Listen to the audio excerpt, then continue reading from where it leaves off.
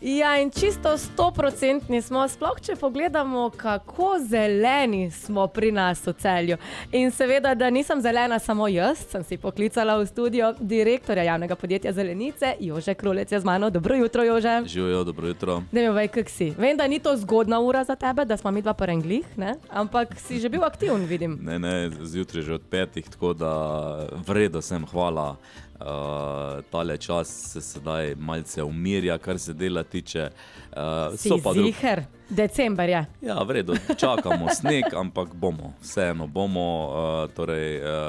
Zimski čas je ipak nekoliko mirnejši, kot pa mogoče kakšno drugo obdobje. Seveda pa pridejo zmeri kakšne zadeve, ampak kot zmeraj uredimo.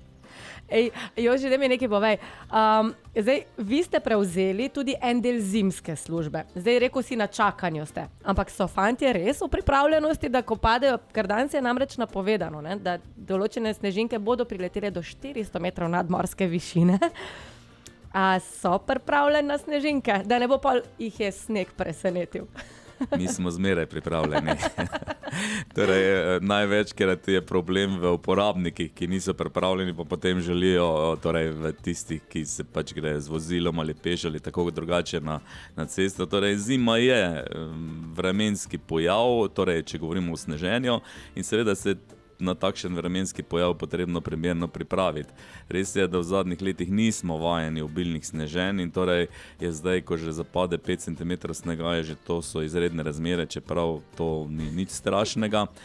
Če pa sprašuje za podjetje Zelenice, mi smo že 15.11.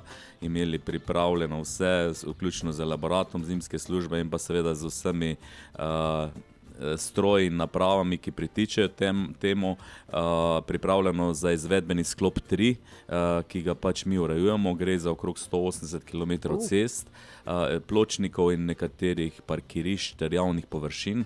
Seveda to ne delamo vse sami, ampak skupaj s podizvajalci in mi smo pripravljeni tudi na današnje snežinke, čeprav ti moram povedati, da sinoči 10 km iz Celja so že priletelo par snežink, tako da smo pred vremensko napovedjo. Odlično.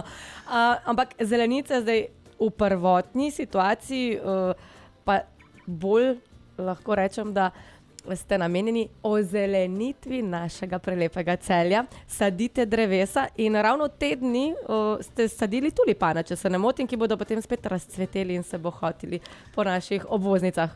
Ja, res je. Naše podjetje je v osnovi javno podjetje za urejanje zunanjih in zelenih javnih površin. To je naša osnovna dejavnost. Seveda med te urejene površine spada tudi cvetje in res je, prejšnjo nedeljo smo sadili 80 000 tulipanov in narcis. V zadnjih letih prakticiramo tudi z narcisami, ki so tudi lepe in pa nekoliko bolj obstojne od tulipanov, kajti tulipani so v zadnjem času, je problem ena bolezen, ki jih pač napada in niso več tako odporni, kot so bili. Seveda pa tudi vremenski pogoji jim niso najbolj naklonjeni, zato pač sedaj kombiniramo dve sorti, da je tisti prvo cvetje še bolj pisano. Da je tisti wow efekt, praviš. In ko sva že pri zelenicah, dajva še samo en poudarek na drevesa. Koliko dreves ste kaj letos posadili?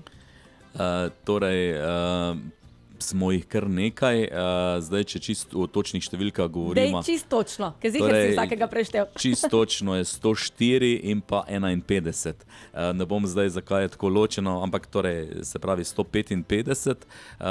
Prvotno smo načrtovali več, vendar je pač tako naneslo, da smo nekoliko manj letos bili na tem področju, bomo pa zagotovo drugo leto pač vse to nadoknadili, kajti tudi podrli smo nekatera nevarna stara drevesa in zato je pač potrebno ta fond nadomeščati.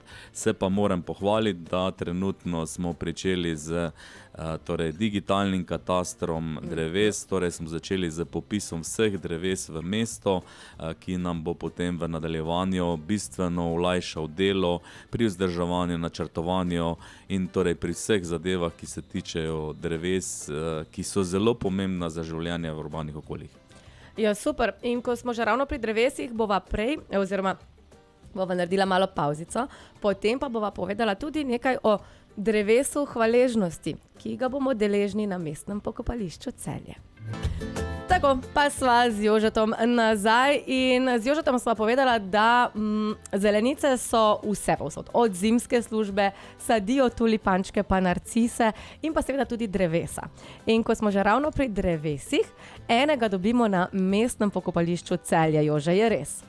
Torej, je res, pa ni čisto res. Torej, to drevo že več let tam stoji. Kot verjetno že veste, mi smo se pridružili, smo z 2. 3. letošnjega leta prevzeli v upravljanje tudi pokopališko in pogrebno dejavnost na mestnem pokopališču Celje in pa pokopališču Teharje. In smo se pridružili tudi torej, tej zbornici komunalnega gospodarstva, v okviru katere deluje pokopališka dejavnost, če bi tako se izrazil.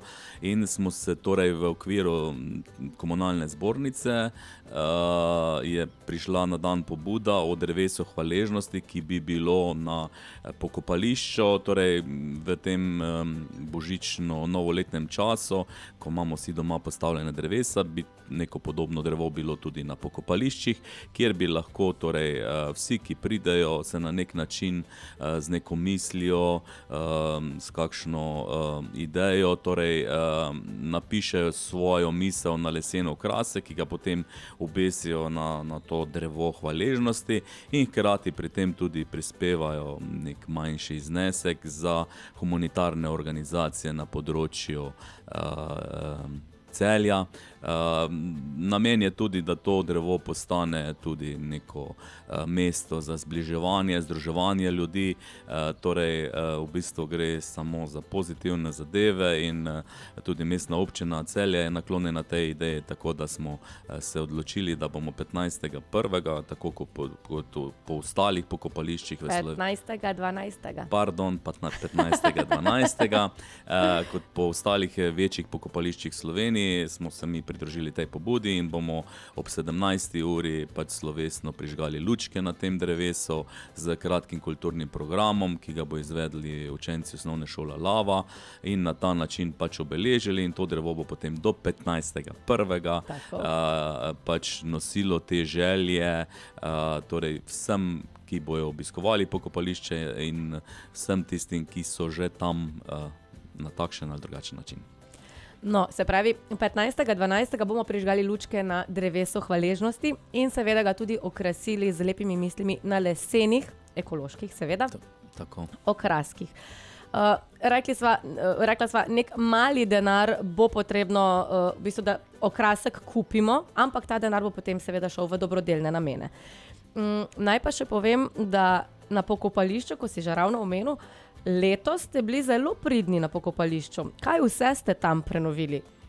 Ja, če sam dodam še to, torej gre za popolnoma prostovoljne prispevke, da ne bi bilo kakšnih nejasnosti.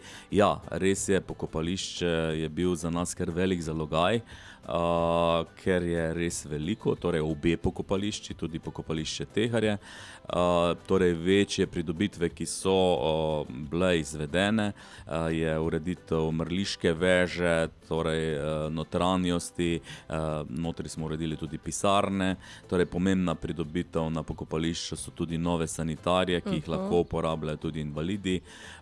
Uredili smo dostopno pot pred pokopališčem, trenutno se izvaja prenova oziroma izvedba novega parkirišča na spodnjem delu. Torej tudi delno smo uredili vodovodni sistem.